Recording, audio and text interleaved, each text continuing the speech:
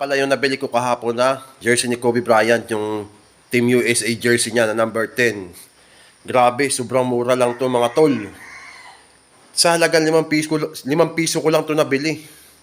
Sa palagay nyo, talo pa ako doon. Ulugi pa ako. Tingnan nyo, oh. Sabihin natin local yan. O replika o kung ano pa man. Pero tingnan nyo naman. Talagang Team USA, kuhang-kuha, oh. Yan. Yan. Siyempre, idol ko yan. Kobe Bryant. Kahit local pa yan o kung ano pa yan, wala ako pakilis dyan. Ang hindi mo kayang bayaran dyan, yung alaala na iniwan sa'yo yung alaala ni Kobe Bryant. Yung legacy na iniwan niya sa mundo ng basketball. Grabe. Akalaan mo 5 piso lang yan. Wow. Hindi ako magkakandabili ng mga ukay eh. Hanggang nakita ko lang yan. Eh, sabihin ba naman sa akin na 5 piso lang? Di siyempre nagkakandabili ako. 5 pesos lang. May Kobe Bryant jersey ka na. Tapos meron akong nakuha dito na 5 piso din. Yung short ni Stephen Curry. Local nga lang pero okay na rin. Eh bakit mo ba tatanggihan? Ba't maayawan? Eh 5 piso lang naman. Halagang 5 piso lang yan. Lalo na ito. Eh kahit 20 pesos o 100 piso pa yan.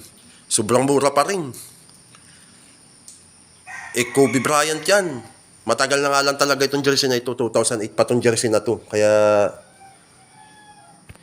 outdated na. Pero yung nagsuot niyan, nananatili pa rin sa alaala ng mga basketball fans at ng mga NBA fans. 5 piso lang. Gusto nyo i-auction ko yan eh. Kaso mahal. Kasi Kobe Bryant.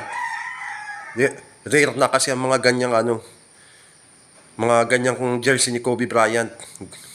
Dahil na yan, iniipon na yan ng mga kolektor. Rare na yan ganyang mga jersey. Ayos, no? Halagang 5 piso lang yan. Halagang 5 piso lang yan. Bali nga itong dalawa to, 10 piso lang to. 10 piso lang itong dalawa na to. Parang lugi pa ako dun ah. Lugi pa ata ako dun eh. Sabi oh. Kobe Bryant, the Black Mamba. Ito na nga lang ang issue dyan. Medyo napupuklat na yung kanyang tahi, pero goods na goods pa rin yan. Dahil hindi ko naman susuotin yan. Gagawin kong display yan. Kobe Bryant yan, di ba? Kobe Bryant yan.